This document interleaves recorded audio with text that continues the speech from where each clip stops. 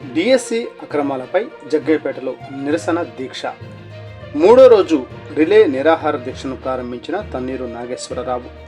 Today TV Telugu news channel NTR జిల్లా staff reporter Cheneru Rambabu. NTR జిల్లా జగ్గయ్యపేట నియోజకవర్గం. జగ్గయ్యపేట పట్టణంలో ఈ రోజున డిఎస్సి ఉపాధ్యాయ నియామకాల్లో భారీ అక్రమాలు అవకతవకలు జరిగాయని ఆరోపిస్తూ వైఎస్ఆర్ కాంగ్రెస్ పార్టీ రాష్ట్ర వ్యాప్తంగా చేపట్టిన నిరసన కార్యక్రమంలో భాగంగా జగ్గయ్యపేట నియోజకవర్గంలో నిర్వహిస్తున్న రిలే నిరాహార దీక్ష మూడో రోజుకు చేరుకుంది. మూడో రోజు దీక్షను వైఎస్ఆర్సీపీ జగ్గయ్యపేట నియోజకవర్గ ఇన్ఛార్జి తన్నీరు నాగేశ్వరరావు ప్రారంభించారు. జగ్గయ్యపేట నియోజకవర్గంలోని ఉత్సవాయి జగ్గయ్యపేట మండలాలకు చెందిన విద్యార్థులు, నిరుద్యోగులు, యువత, వైఎస్ఆర్సీపీ నాయకులు, కార్యకర్తలు భారీ సంఖ్యలో దీక్షలో పాల్గొని కూటమి ప్రభుత్వానికి వ్యతిరేకంగా నినాదాలు చేశారు. ఈ దీక్షా శిబిరం జగ్గయ్యపేట మండల పార్టీ అధ్యక్షులు బూడిద నరసింహారావు, వత్సవాయి మండల పార్టీ అధ్యక్షులు గుత్తా శంకర్రావు గారి ఆధ్వర్యంలో నిర్వహించారు. ఈ సందర్భంగా తన్నీరు నాగేశ్వరరావు మాట్లాడుతూ డిఎస్సి పేరుతో నిరుద్యోగ యువత జీవితాలతో కూటమి ప్రభుత్వం చెలగాటమాడుతుందని మండిపడ్డారు. ఉపాధ్యాయ ఉద్యోగాల భర్తీ ప్రక్రియలో చోటు చేసుకున్న అక్రమాలు, అవకతవకలపై సమగ్ర విచారణ జరిపించి బాధ్యులపై కఠిన చర్యలు తీసుకోవాలని డిమాండ్ చేశారు. ఉద్యోగాల కోసం ఏళ్ల తరబడి కష్టపడి చదివిన నిరుద్యోగుల ఆశలను కూటమి ప్రభుత్వం అడియాసలు చేసిందని, నిరుద్యోగ భృతి, ఫీజు రియంబర్స్మెంట్, ఉద్యోగ అవకాశాల కల్పనలో ప్రభుత్వం పూర్తిగా విఫలమైందని విమర్శించారు. డిఎస్సి అభ్యర్థులు, విద్యార్థులు, నిరుద్యోగులకు వైఎస్ఆర్ కాంగ్రెస్ పార్టీ ఎప్పటికీ అండగా ఉంటుందని, అన్యాయం జరిగినప్పుడు ప్రశ్నించే పార్టీ వైఎస్ఆర్సీపీ మాత్రమేనని తన్నీరు నాగేశ్వరరావు స్పష్టం చేశారు. ప్రజలను మోసం చేసే పాలనను ఇక భరించేది లేదని, కాంగ్రెస్ పార్టీ ఆధ్వర్యంలో 6, 7, 8 3 రోజులు రాష్ట్ర వ్యాప్తంగా రిలే నిరాహార దీక్షలు జరుగుతూ ఉన్నాయి. అందులో భాగంగా జగ్గయ్యపేట నియోజకవర్గ కేంద్రంలో 3 రోజులుగా జరుగుతున్నటువంటి రిలే నిరాహార దీక్షల్లో ప్రజల నుంచి అనూహ్యమైన స్పందన వచ్చింది. ముఖ్యంగా విద్యార్థులు, యువజనులు మొత్తం కూడా స్వచ్ఛందంగా ముందుకు వచ్చి షామియానాలో కూర్చొని రిలే నిరాహార దీక్ష చేస్తున్న వాళ్ళందరికీ కూడా సంఘీభావం ప్రకటిస్తూ ఇది మెగా డిఎస్సీ కాదు, దగా డిఎస్సీ, ఇందులో చాలా అక్రమాలు జరిగినాయి, అవినీతి జరిగింది, కోట్ల రూపాయల చేతులు మారినాయి. ముఖ్యంగా స్పోర్ట్స్ కోటా ఏదైతే ఉందో అందులో పెద్ద ఎత్తున అవినీతి జరిగింది. తెలుగుదేశం పార్టీకి సంబంధించిన వాళ్ళకి వాళ్ళు ఉద్యోగాలు ఇచ్చుకోవడం కోసం అనుకూలమైన జీవోలు ఇచ్చుకున్నారు. వాటి తర్వాత మళ్లీ రద్దుపరిచారు. ఈ విధంగా ఈ జరిగిన కుంభకోణం మీద మీరు నిష్పక్షపాతంగా సిబిఐ ఎంక్వైరీ అడుగుతున్నారు, దానికి మా మద్దతు ఉంది అని చెప్పి ప్రజలు తెలియజేస్తా ఉన్నారు. అలానే శాంతియుతంగా గాంధేయ మార్గంలో మేము రిలే నిరాహార దీక్షలు చేస్తా ఉంటే ఇవాళ కూటమిలో ఉన్న పార్టీలకి వెన్నులో ఉడుకు పుడతా ఉంది. ముఖ్యంగా చూస్తే అనేక జిల్లాల్లో కూటమి వాళ్ళు రిలే నిరాహార దీక్ష శిబిరాల మీదకి వచ్చి దాడులు చేయడం. ముఖ్యంగా విజయవాడ సిటీలో చూసుకుంటే మొన్న సెంట్రల్ నియోజకవర్గం ఎమ్మెల్యే బోండా ఉమా పైశాచికంగా, అప్రజాస్వామికంగా వచ్చి ఆ యొక్క శిబిరం మీదకి వచ్చి శిబిరం మొత్తం కూడా కూలవేయడమే కాకుండా మరి చెబుతా ఉన్నారు, మూత్రాన్ని బాటిల్స్ లో తీసుకొచ్చి ఆ మూత్రం బాటిల్స్ శిబిరం మీద విసరడం గాని, అలానే అక్కడ పెద్దవాడు సీనియర్ మరి మాజీ శాసనసభ్యుడు మల్లాది విష్ణు గారి మీద కూడా ఒకరు పైనుంచి మూత్రం పోయడం అనేది నిజంగా సభ్య సమాజం సిగ్గుపడాల. దానికి నాయకత్వం వహించిన బోండాబొమ్మ మీద క్రిమినల్ కేసులు కట్టాలా, అరెస్ట్ చేయాలి. అతన్ని పార్టీ కూడా క్రమశిక్షణ చర్యలు తీసుకోవాలి. ప్రజాస్వామ్యంలో హింసకు తావులేదు. అలానే దాన్ని చూసి స్ఫూర్తి పొందాడో ఏమో గాని పక్కనే ఉన్న వెస్ట్ నియోజకవర్గ ఇన్ఛార్జ్ మరి ఆయన పేరు ఆయన కూడా అదే విధంగా మరి వెల్లంపల్లి శ్రీనివాస్ గారు మాజీ మంత్రివర్యులు పశ్చిమ నియోజకవర్గంలో చేస్తా ఉంటే ఆయన కూడా పోయి దాడి చేయడానికి ప్రయత్నం చేయడం అనేది ఎటువంటి సంకేతాలు మీరు ఇస్తున్నారు? అలానే బోండా ఉమా అంటాడు, వెల్లంపల్లి శ్రీనివాస్ గారు మాజీ మంత్రివర్యులను పట్టుకొని ఆయన ఒక ఆర్యవైశ్య సమాజానికి ఒక పెద్ద దిక్కుగా ఉన్నాడు, 2 సార్లు ఎమ్మెల్యే చేశాడు, మంత్రిగా చేశాడు.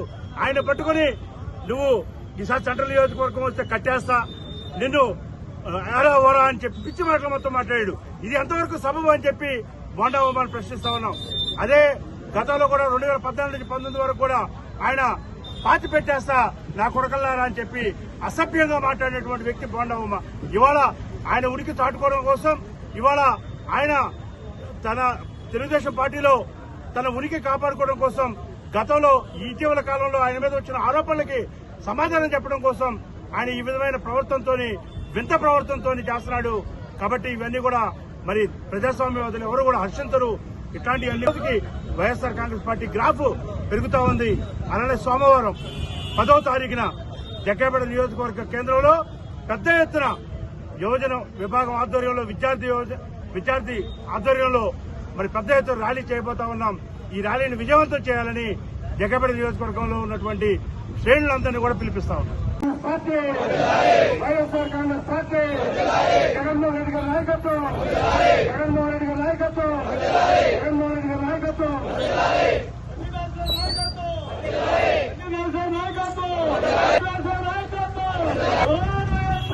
కార్యక్రమం గొప్ప మండలం జగ్గైపేట మండలం నుంచి 2 మండలాల నుంచి కూడా సుమారుగా 50 మంది ఈరోజు నిన్న దీక్షలో కూర్చున్నందుకు నియోజకవర్గ వైఎస్ఆర్ కాంగ్రెస్ పార్టీ ఇన్ఛార్జ్ గా నేను వీళ్ళందరికీ కూడా ప్రత్యేకంగా అభినందనలు, కృతజ్ఞతలు, నమస్కారాలు తెలియజేస్తున్నాను.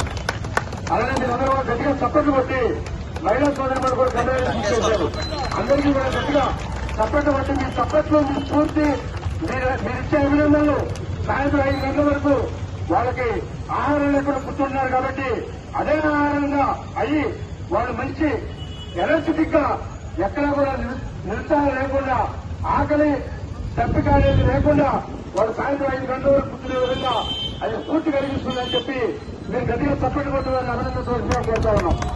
అలానే 3వ రోజు నిన్న శిబిరం జరుగుతా ఉంది.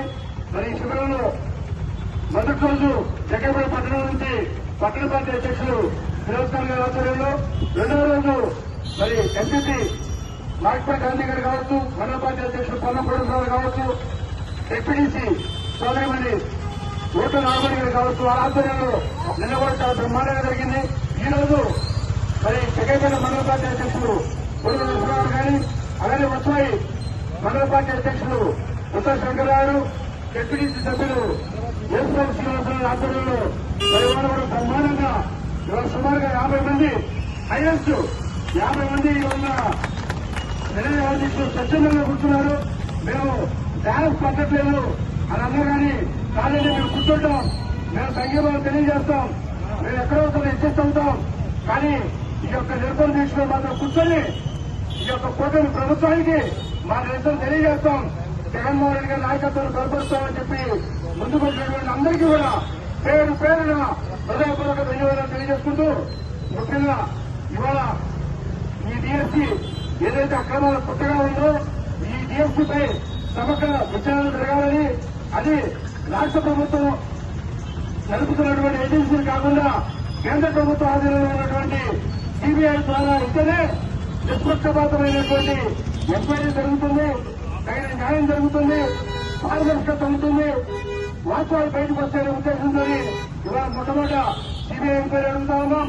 అలాగే రెండోది ఏదైతే లోకేష్ ఈ సంబంధిత మంత్రి ఉన్నారో, ఈ లీకేజీ కారణం అయ్యారో ఆయన వెంటనే రాజీనామా చేయాలని, అలానే ఏదైతే ఫీజు రియంబర్స్మెంట్ బకాయిలు ఉన్నాయో వస్తు జీవులు కానీ విద్యా జీవులు కానీ సుమారుగా 10,000 కోట్లు వెంటనే బకాయి చెల్లించాలని, నిరుద్యోగ వృత్తి 3,000 ఈ రోజు 26 నెలలుగా పెండింగ్ ఉంది. ఇవన్నీ కూడా సుమారుగా ఒక్కొక్క నిరుద్యోగికి 80,000 వస్తాయి ఇప్పటికే.